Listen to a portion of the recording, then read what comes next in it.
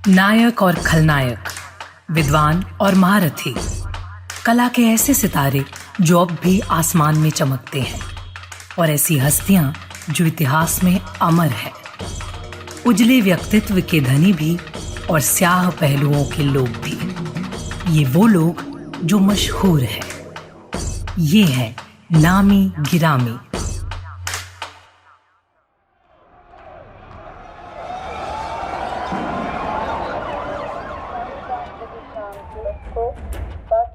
उन्नीस 1975 में भारत को पहली बार इमरजेंसी का मुंह देखना पड़ा। पड़ोसी पाकिस्तान से सटे पंजाब में इसे लेकर आक्रोश था। सूबे के सबसे बड़े नेता का साथ दिल्ली को मिल जाता तो माहौल बदल भी सकता था, लेकिन नेता का नाम बादल था, प्रकाश सिंह बादल, जो गरजते और बरसते दोनों थे। मैं पहले दिन तैयार होके वड्डियां वड्डियां सरकारां नाल लड़ाई नास्ते जेलां वाल नूं रवानगी कर दित्ती।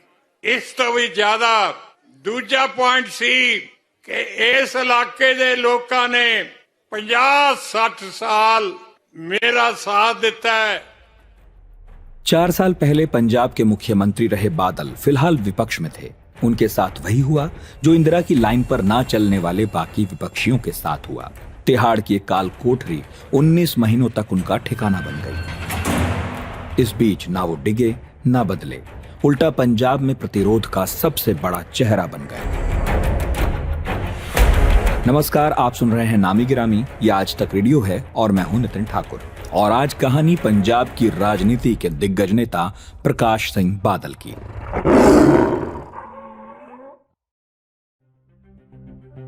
इमरजेंसी हटने के बाद पूरे देश में चुनाव की घोषणा हुई।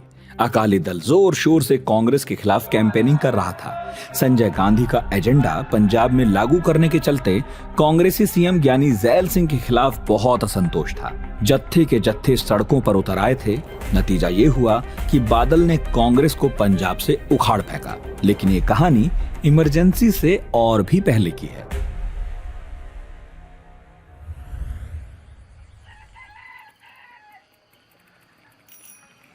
पंजाब के बठिंडा जिले में एक गांव है अबुल खुराना। 8 दिसंबर 1927 को यहीं जन्मे थे प्रकाश सिंह बादल। पिता रघुराज सिंह सरपंच थे। इसी विरासत को आगे बढ़ाया प्रकाश सिंह बादल ने भी। वो भी इस गांव के सरपंच बने। लेकिन उससे पहले प्रकाश सिंह बादल सरकारी अधिकारी बनना चाहते थे। कैसे बदला उनका मोटिव, इसकी कहानी भी दिलचस्प है। जुपिंदरजीत सिंह सीनियर जर्नलिस्ट हैं, पंजाब की राजनीति को एक अरसे से देख रहे हैं। बादल साहब की शुरुआती जिंदगी के बारे में वो बताते हैं। उनका ऐसा नहीं था कि वो गरीब परिवार से थे। उनका परिवार अच्छा था, अच्छी उनकी लैंड है। कुद्दा विलेज है बठिंडा में, जहाँ से वो बिलोंग करते हैं। उनकी एंसेस्ट्रल विलेज कुद्दा है, लेकिन वो फैमिली सारी बादल विलेज में उनके सेटल हुई, जिससे उनका नाम बादल पड़ा। तो इनका अपनी फैमिली में ये पढ़े लिखे थे और ये इंटरेस्टिंगली ये पटवारी बनना चाहते थे पहले। और उस टाइम भी ये छोटा मोटा स्टूडेंट इलेक्शंस में दूसरे में ये इन्वॉल्व रहते थे। नॉट एग्जैक्टली स्टूडेंट इलेक्शंस में, लेकिन जो हमारी मूवमेंट्स होती हैं उनमें थे, तो वो इन्वॉल्व थे। तो इनको पटवारी लगना चाहते थे, लेकिन जब ये कहीं एक सीनियर राजनेता से मिले तो उन्होंने इनको सलाह दी कि बेटा आप तो पटवारी मत बनो, आप कुछ और सोचो। और मुझे लग रहा है कि जैसे आपकी पर्सनैलिटी है, आप तो लोगों को पटवारी लगाओगे। तो ये बात बिल्कुल सच हो गई। उन्होंने कितने ही लाखों लोगों को की जॉब्स पे साइन किए होंगे। इधर देश में आजादी दस्तक दे रही थी, उधर बादल का उद्देश्य अब क्लियर था। उन्हें राजनीति ही करनी है। साल 47 में उन्होंने अपने पिता की तरह सरपंच का चुनाव लड़ा और जीत भी गए। यहां से उन्हें राजनीति करने के लिए पार्टी भी चुननी थी। उन्होंने चुना अकाली दल, शिरोमणि अकाली दल, जिसकी स्थापना 1920 में हुई थी। ये दल सिखिज्म की तरफ झुकाव रखता था। धार्मिक मुद्दों में इनकी खासी रुचि थी।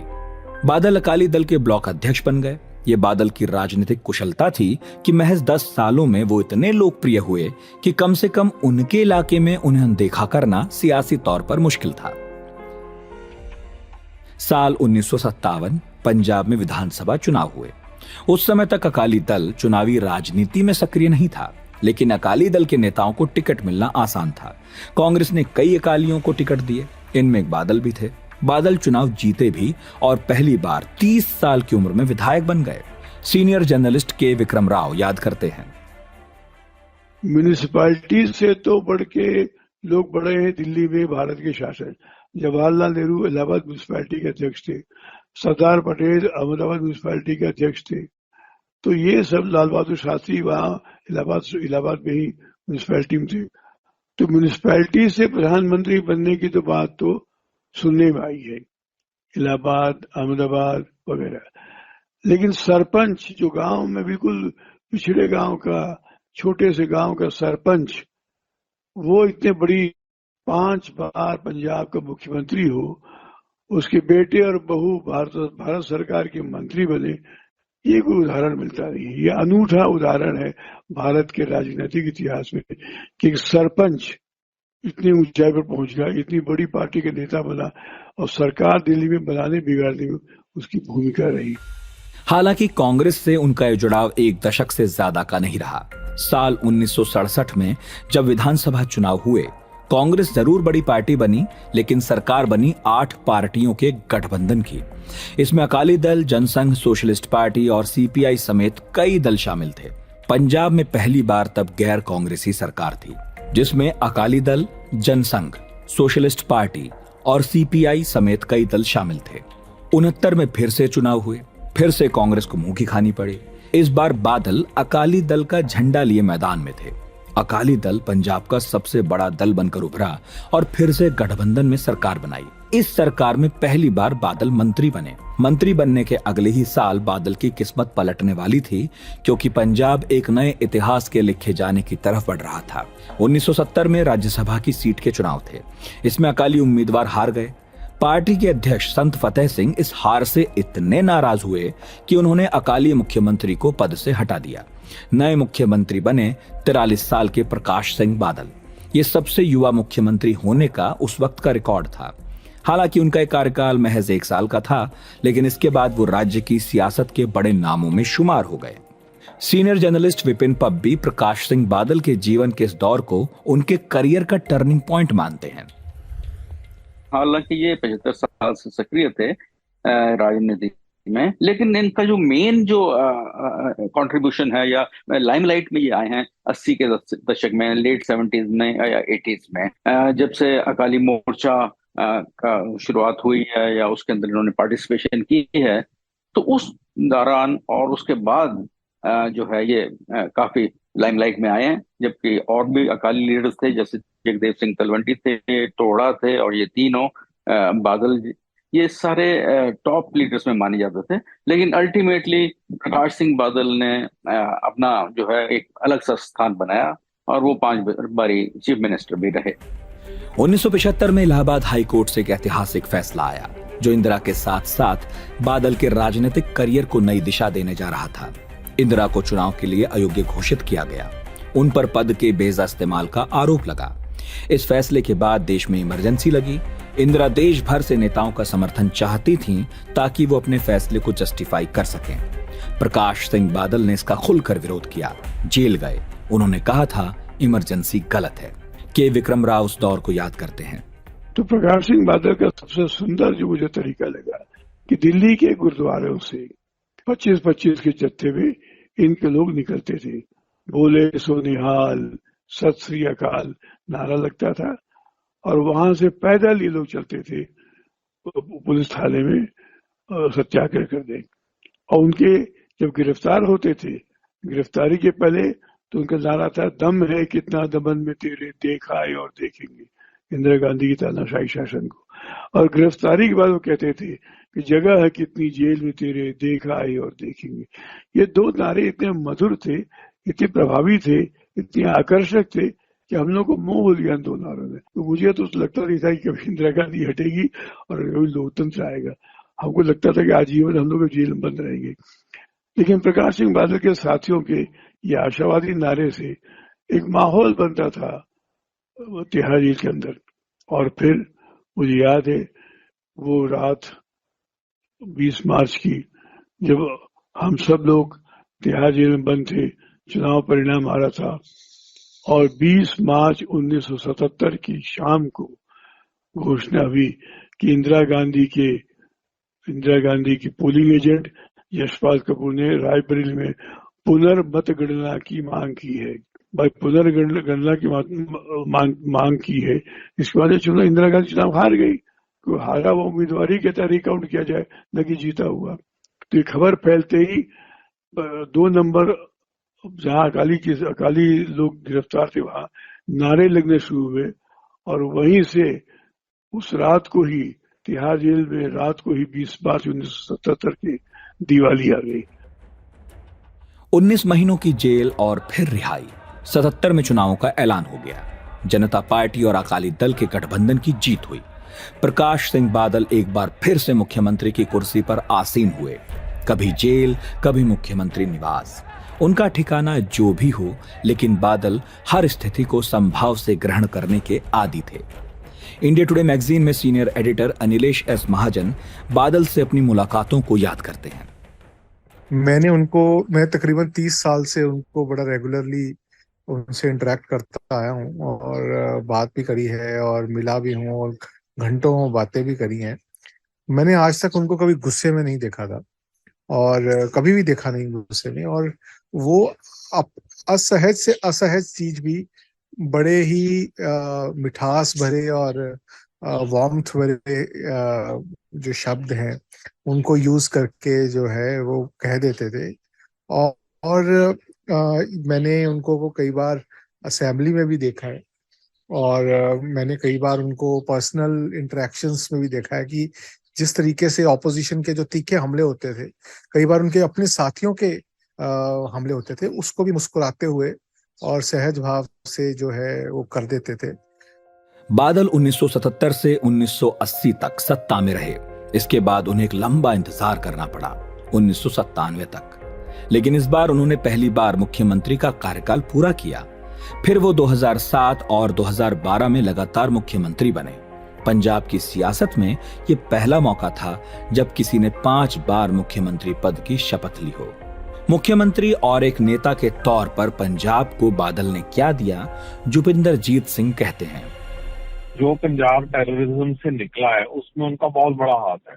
उन्होंने जो बीजेपी के साथ उन्होंने अलायंस किया, जो ये अभी फार्मर लॉज को लेके टूट गया, उस अलायंस को लेके जो एक हिस्टोरिकली बात चल रही है कि हिंदू सिख में 9 मास का रिलेशन है हमारा, तो हम इनसेपरेबल है। और तो उन्होंने जब उसका पॉलिटिकल गठबंधन भी कर दिया तो उससे पंजाब में बहुत उनका सबसे बड़ा कंट्रीब्यूशन है जो कम्युनल हार्मनी के लिए उन्होंने काम किया और जो उसको उन्होंने अपने लाइफ का मेन मोटिव बनाया।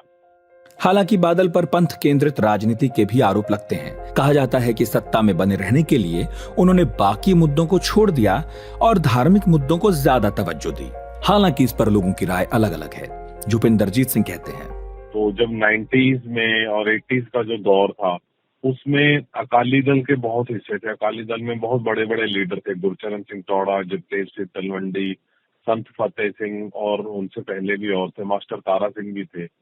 तो जो डिफरेंट अकाली लीडर्स थे, इन लीडर्स का हर एक का अपना अपना ग्रुप था, गुरुद्वारों पे कंट्रोल है, सब कुछ है। तो बादल साहब ने क्या किया कि उन्होंने जैसे पुराने जमाने में कई रियासतों को मिलके एक किंगडम बनता था, वैसे ही इन्होंने अकाली दल के डिफरेंट सेक्शंस को इकट्ठा करके अपने अंडर करके और अपने कंट्रोल से इन्होंने अकाली दल को चलाया। तो एक तरफ तो उनका कंट्रीब्यूशन है कि उन्होंने जो अकाली दल को एक फोर्स की तरह खड़ा किया, एक यूनिटी की और अपने पास लेके आए। इसका साइड इफेक्ट क्या हुआ कि जितने भी सिख इंस्टीट्यूशंस थे वो काफी अपनी जो लाइन थी, जो उनके फोकस से वो हट गए।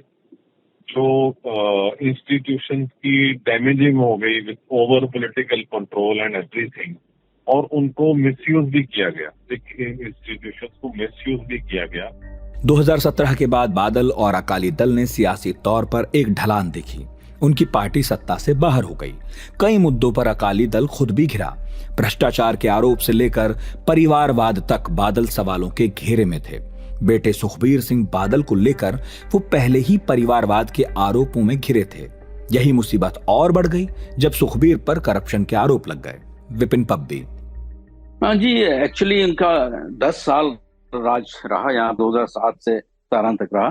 तो उसमें ये जरूर है कि जो सेकंड टर्म इनको बड़े उम्मीद के बावजूद उनको मिली, और लेकिन और जो सेकंड टर्म इनकी सरकार की थी, इसमें प्रकाश सिंह बादल मुख्यमंत्री थे और सुखबीर बादल उप मुख्यमंत्री थे, उस टाइम पर इन्होंने कोई बहुत अच्छे काम नहीं किए। लोगों में फ्रस्ट्रेशन पैदा हो गई, करप्शन के भी केसेस कुछ ज्यादा सुनने में आए। तो वो लोग 10 साल का एक तो एंटी इनकम्बेंसी था, दूसरा जो इनका भी कोई ऐसा बहुत मेजर और बड़ा अच्छा राज नहीं था कि जिसकी वजह से इनको दोबारा इलेक्ट किया जाए। तो वो एक जो इनको वहां पर गैप मिला, और उसके बाद कांग्रेस सरकार अमरिंदर सिंह के नेतृत्व में आई, उसके बाद से थोड़ा सा रिजेंटमेंट शुरू हुई, क्योंकि वो 10 साल में जो अकाली दल है, जैसे मैंने पहले बताया कि वो थोड़ा परिवारवाद की तरफ ज्यादा चलने लग पड़ा था। जो बाकी लीडर्स, कद्दावर लीडर्स थे अकाली दल के, वो उनको थोड़ा साइडलाइन किया जा रहा था, वो फ्रस्ट्रेटेड फील कर रहे थे। तो उसके बाद से इनका काफी डिक्लाइन उसी टाइम से शुरू हो गया था। इस हार के 5 साल बाद 2022 में वक्त बदलने का इंतजार कर रहे बादल ने वो दिन भी देखा जब वो 90 साल की उम्र में चुनाव हार गए। ये उनका अपना गढ़ था। राज्य की बदलती राजनीति उन्हें अब मिसफिट घोषित करती दिख रही थी। राज्य में नई राजनीतिक पार्टी की आमद ने सारे समीकरण बदल दिए।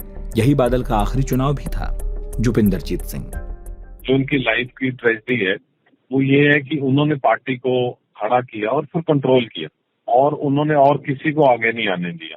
इनफैक्ट वो उन्होंने अपने जिंदा होते हुए सुखबीर बादल को भी चीफ मिनिस्टर नहीं बनाया था, हालांकि वो 90 के करीब उनकी एज थी, और तब भी उन्होंने थोड़ा कंट्रोल अपने पास रखा था। और वो ऐसे नेता थे जो सिख पॉलिटिक्स से शुरू हुए, सिख रिलीजन से वो उनका सारा देश था, लेकिन उनके आखिरी जो 5 साल हैं वो एक सिख पंथ को धोखा देने के लिए, और सबसे बड़ा कि सैक्रिलेज इशू में उनके परिवार का नाम आना, उनका नाम आना, वो धब्बा अभी उतरा नहीं है। अभी वो धब्बा कोर्ट में चल रहा है केस, तो वो अभी उतरा नहीं है, जो मुझे लगता है कि उनकी लाइफ टाइम में उसका कोई डिसीजन होना चाहिए था। तो ये एक ट्रेजेडी है, या जो उनकी पॉलिसी थी उसका रिजल्ट है। ये तो हमें आगे चल के हिस्ट्री बताएगी कि कौन सही था, कौन गलत था। हिस्ट्री को अभी बादल के बारे में बहुत कुछ बताना है, लेकिन करीब 1 सदी का उनका जीवन इतने उतार चढ़ावों से भरा था कि एक बार प्रधानमंत्री मोदी ने उन्हें पंजाब का नेल्सन मंडेला तक कहा था। मैं मानता हूं बादल साहब हिंदुस्तान के नेल्सन मंडेला है। बहुत कम लोगों को पता होगा कि आजाद हिंदुस्तान में इतना लंबा समय जेल में गुजारने का किसी को नौबत नहीं आई होगी, और सिर्फ राजनीतिक कारणों से करीब 2 दशक। सियासत हार जीत नफे नुकसान से ऊपर की चीज बिल्कुल भी नहीं है, लेकिन जब एक नेता, एक सफल नेता के करियर का अवलोकन करना हो तो उसका पूरा जीवन देखना पड़ता है। प्रकाश सिंह बादल निश्चित ही पंजाब की सियासत के बड़े सूरमा रहे। 1-2 इलेक्टोरल हार से उनका कद कम नहीं होता। 25 अप्रैल 2023 को इस नेता ने आखिरी सांस ली। ऐसे वक्त में जब पंजाब की सियासत उस धुरी से बिल्कुल अलग चल रही है जो इस नेता ने बनाई थी। इमरजेंसी का खुला विरोध हो या पंजाब की सामाजिक समरसता बनाए रखने का प्रयास, बादल हमेशा याद रखे जाएंगे अपनी उचित आलोचनाओं के साथ।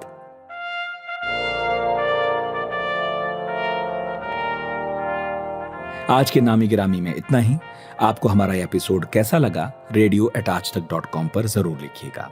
ये नामी गिरामी प्रोड्यूस किया है रोहित ने, साउंड मिक्सिंग की है नितिन रावत ने। मैं हूं नितिन ठाकुर, इजाजत दीजिए।